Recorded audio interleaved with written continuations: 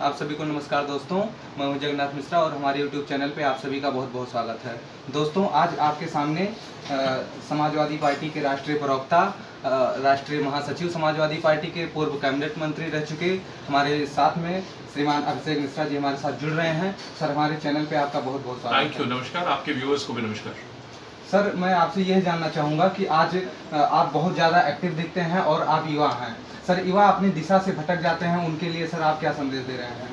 देखिए, युवाओं को जिस उम्र का जो संस्कार है हमारे व्यवस्था में, हमारे परिवारों में, हमारे किताबों में, हमारे धर्म में, सनातन प्रक्रिया में बताया गया, वो शिक्षा है। जब तक जो 0 से 25 साल की जो अवस्था है, उसमें सबसे बड़ा कर्म, सबसे बड़ा धर्म, सबसे बड़ी प्रतिज्ञा अगर हमारी होनी चाहिए तो शिक्षा की प्रतिज्ञा होनी चाहिए।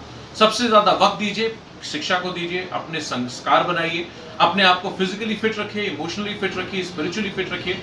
और जो बंधन है, जो हमको आपको कहीं बांटते हैं, जो चीजें हमको आपको लड़ाने का काम करती हैं, अलग थलग करने का काम करती हैं, चाहे धर्म की बात हो, चाहे जाति की बात हो, चाहे भाषा की बात हो, चाहे क्षेत्र की बात हो, उनको मत लीजिए, उनको छोड़ के रखिए, उनको दूर रहिए। और हिंदुस्तान के प्रति जो हमारा संस्कार है, जो हमारा कर्तव्य बनता है, उसको याद रखिए। अपना परिवार, अपना क्षेत्र, अपना देश और अपना राष्ट्र, इन सब के प्रति हम अपने कर्तव्य निर्वहन करें। यही सबसे बड़ी अपेक्षा हमसे आपसे की जाती है। सर, आप प्रोफेसर भी हैं, राष्ट्रीय प्रवक्ता भी हैं, राष्ट्रीय सचिव, पूर्व कैबिनेट मंत्री भी आप रह चुके हैं। इतनी सर ये सफलता का राज क्या है सर? इसका कोई सफलता नहीं। अगर एक लाइन में पूछो सफलता का राज, तो माँ बाप का आशीर्वाद और ईश्वर की कृपा। उसके साथ ही साथ कहीं ना कहीं अपनी काबिलियत बनानी पड़ती है। एक इंग्लिश में कहावत है, मार्क ट्वेन ने लिखा कि handsome is that handsome does. जो अच्छा करता है वही अच्छा है। तो हमारा आपका आज का जो कर्म है, आज का जो फर्ज है, आज की जो हमसे अपेक्षा की गई है, वो ये कोशिश करनी चाहिए कि हिंदुस्तान में हमारे आपके मुकाबले कोई हमसे अच्छा काम न कर सके। जो भी काम कर रहे हो आप पत्रकारिता कर रहे हो, आप पढ़ाई कर रहे हो, आप नौकरी कर रहे हो, आप कुछ कर, सिर्फ झाड़ू लगा रहे हो, तो ये कोशिश होनी चाहिए कि आपसे अच्छी झाड़ू कोई दुनिया में दूसरा आदमी न लगा। सर, जैसा कि युवा आज के टाइम में बेरोजगार हैं, युवाओं के साथ समाजवादी पार्टी निरंतर उनके साथ में उनकी आवाज़ उठा रही है। सर, युवाओं की बेरोजगारी खत्म करने के लिए आपके पास सर क्या ऐसे रास्ते हैं कि अगर सरकार नहीं तो आप बिना सरकार में रहते हुए क्या कर सकते हैं उनके लिए सर? देखिए, बिना सरकार में रहते हुए तो सर उनको इतना बता सकते हैं कि रास्ता क्या है।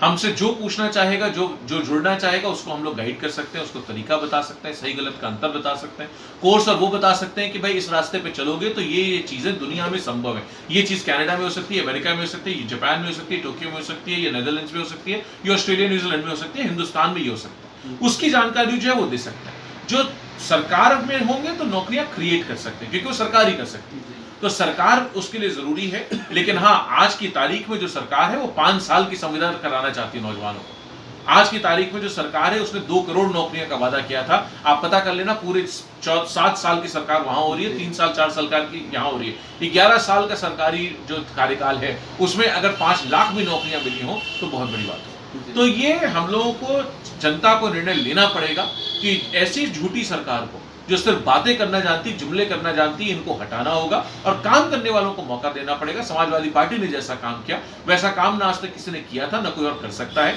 सिर्फ माननीय अखिलेश यादव ही अकेला चेहरा है ऐसा। उत्तर प्रदेश का भविष्य माननीय अखिलेश यादव है।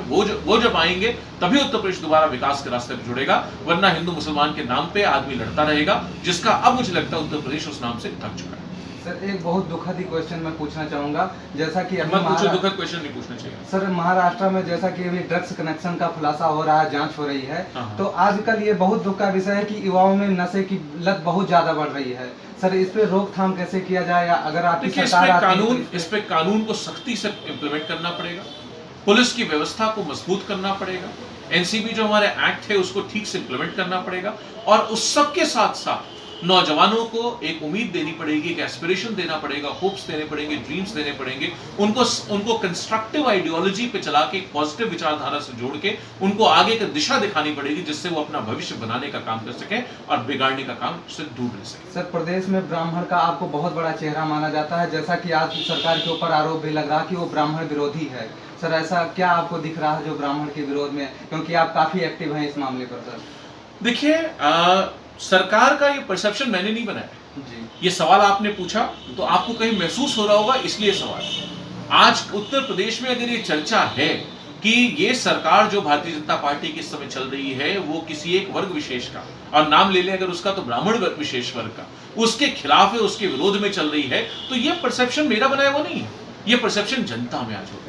आज उत्तर प्रदेश इसको महसूस कर रहा है, हर एक गांव से इस बात की आवाज उठ रही है, हर एक क्षेत्र से इसका नारा लग रहा है। आप अगर हम लोगों का विचार देख ले तो मैं जब जहां भी जाता हूं, मैं उत्तर प्रदेश में पूरे सारे जिलों का दौरा कर रहा हूं इस समय, हर जिले में हमको ये सेंटिमेंट सुनने को मिल रहा है कि भैया सरकार हमारा विरोध कर रही, सरकार हमारा विरोध कर रही, सरकार हमारा विरोध कर रही है। तो ये तो सरकार को सोचना होगा कि आखिर उन्होंने ऐसी कौन सी गलतियां की हैं, ऐसा कौन सा काम किया, ऐसा कौन सा काम नहीं किया, ऐसा कौन सा काम करना था जो नहीं किया, और कौन सा ऐसा कर दिया जो कि नहीं करना था, जो आज ब्राह्मणों में यह माहौल बन रहा है। हाँ, ये जरूर है कि जब आपके सांसद टीवी पे बैठ के ब्राह्मणों को गाली देंगे और भारतीय जनता पार्टी कार्रवाई नहीं करेगी तो आदमी को कष्ट होता है। जब आपके विधायक टीवी पे बैठ के गाली देंगे और आपकी सरकार कुछ नहीं करेगी, पार्टी कुछ नहीं करेगी, तो लोगों को कष्ट होता है। जब जूते से जनेऊ रौंदा जाएगा थाने में और गिरा गिरा के लोग मारे जाएंगे ब्राह्मण के नाम पे, तो आदमी उससे नाराज होता है। जब आपके विधायक ये कहेंगे कि ब्राह्मण मंद बुद्धि होता है और धमकी देंगे कि अगर जाति की बात करोगे, ब्राह्मण की बात करोगे तो नुकसान हो जाएगा,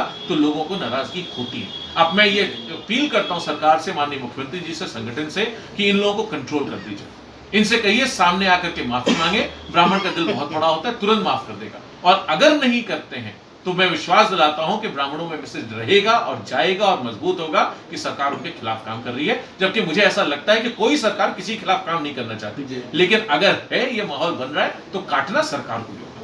सर, एक लास्ट क्वेश्चन पूछना चाहेंगे, जो भी आपको युवा इस वीडियो के माध्यम से सुन रहे हैं, देख रहे हैं, सर उनके लिए आप क्या संदेश दें? इतना एक ही सेंटेंस है, एक ही मैसेज है, एक ही सूत्र है। अपनी पढ़ाई पे ध्यान दीजिए, अपनी शिक्षा पे ध्यान दीजिए, उसको हल्के मत लीजिए। टीवी पे, फोन पे समय मत बर्बाद कर दीजिए। व्हाट्सएप यूनिवर्सिटी कुछ दिनों के लिए बंद कर दीजिए। बहुत गलत मैसेजेस चल रहे हैं, बहुत गलत रास्ते पे ले जा रहे हैं। युवा हमारा आज इस स्थिति में आ गया, बटन खोल करके शराब पी रहा है, सिगरेट पी रहा है, पान मसाला गुटखा खा रहा है, पढ़ने नहीं जा रहा है। वो ये कोशिश कर रहा है कि पेपर आउट हो जाए, बिना इम्तिहान के पास हो जाए, डिग्री मिल जाए। इससे कुछ नहीं होने वाला। अपने काम को मजबूत करिए, अपनी शिक्षा के रास्ते को मजबूत करिए, अपने संस्कार को मजबूत करिए, अपने माँ बाप की सेवा करिए और देश के लिए काम आइए। यही मैसेज है। दोस्तों, अभी तक आप राष्ट्रीय प्रवक्ता श्रीमान अभिषेक मिश्रा जी को सुन रहे थे। इतना जोशीला आपने विचार सुना, जो कि आप सभी इसको निरंतर सुनते रहिए और सफलता के राह पर ऐसे ही विचारों को लेकर अग्रसर होते रहिए। सर, हमारे साथ जुड़ने के लिए बहुत धन्यवाद आपका, शुक्रिया आपकी पूरी टीम को धन्यवाद।